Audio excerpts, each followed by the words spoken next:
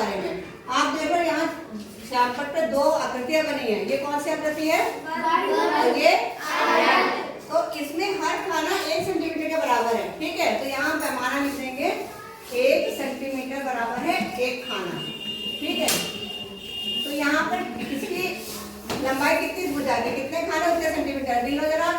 1 2 3 4 5 6 centimetre इधर है। इधर कितना है? 1 2 3 4 5 6 सेंटीमीटर इधर है, ठीक है। तो इसकी परिमाप क्या हो जाएगी? वर्ग है ना, तो वर्ग की परिमाप क्या होती है? क्योंकि इसकी वर्ग की चारों भुजाएं बराबर होती हैं, तो परिमाप का सूत्र होता है इसका 4 गुणे भुजा, ठीक है। तो अब भुजा कितनी है इसकी? 4। भुजा कितनी है? 6। और 4 भुजाएं होती है, इसकी माप जो है 6 है, तो 4 का पड़ा 6 पर करो कितना आ जाएगा? 24। तो इसका परिमाप हो जाएगा 24 सेंटीमीटर। लेकिन जब क्षेत्रफल की बात करेंगे तो ये पता करना है कि ये वर्ग कितनी जगह घेरता है ना। तो इसमें ये जो जगह इसके अंदर है, ये जगह आपको पता करनी है, ठीक है। तो इसको हम कैसे पता करेंगे? जो खाने पर इनको अगर हम गिन लें तो आपको पता चलेगा कितने हैं। तो एक लाइन में कितने खाने हैं? 6। 2 लाइन में 12। 3 लाइन में 4 में 5 में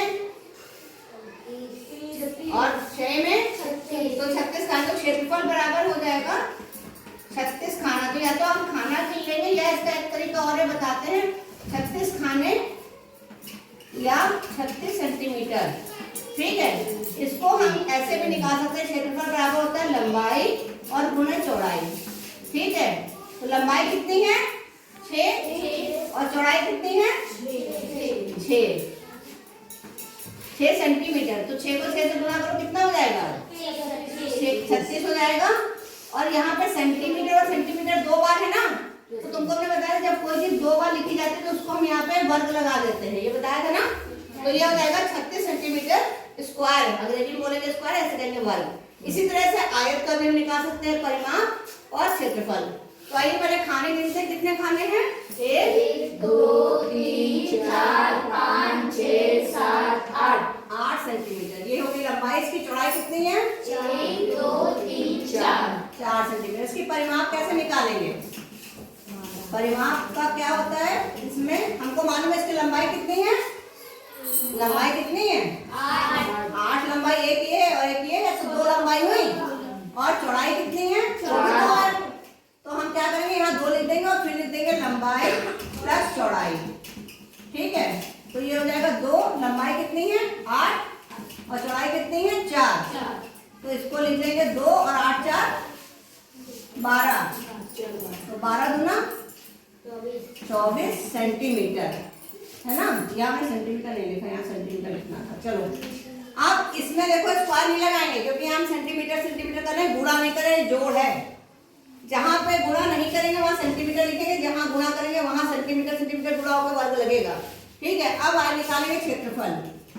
तो क्षेत्रफल का वही तरीका है, चाहे तो हम खाना गिन के निकाल सकते हैं। खाना गिनिए 1 2 3 4 है, एक खाने में 4 है, 2 खाने में 8, 3 खाने में 12, आगे 13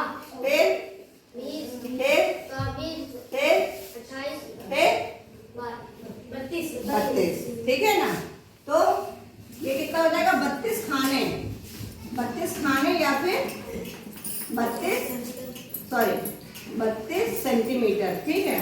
या इसको हम लिख सकते हैं क्षेत्रफल बराबर लंबाई गुणे चौड़ाई। तो लंबाई कितनी है? बोलो लंबाई कितनी है? 8 सेंटीमीटर। और चौड़ाई कितनी है? 4 सेंटीमीटर। गुणा कर दो 8 को 4 से, 8 चौक 12 32। और सेंटीमीटर में क्या करेंगे? सेंटीमीटर 2 बार है, सेंटीमीटर सेंटीमीटर, तो यहाँ वर्ग लगा देंगे, तो ये हो जाएगा 32 सेंटीमीटर स्क्वायर। बात समझ में आई? क्षेत्र सबको समझ में आ गया? सवाल कर लेंगे आप लोग घर में आराम से। Thank you.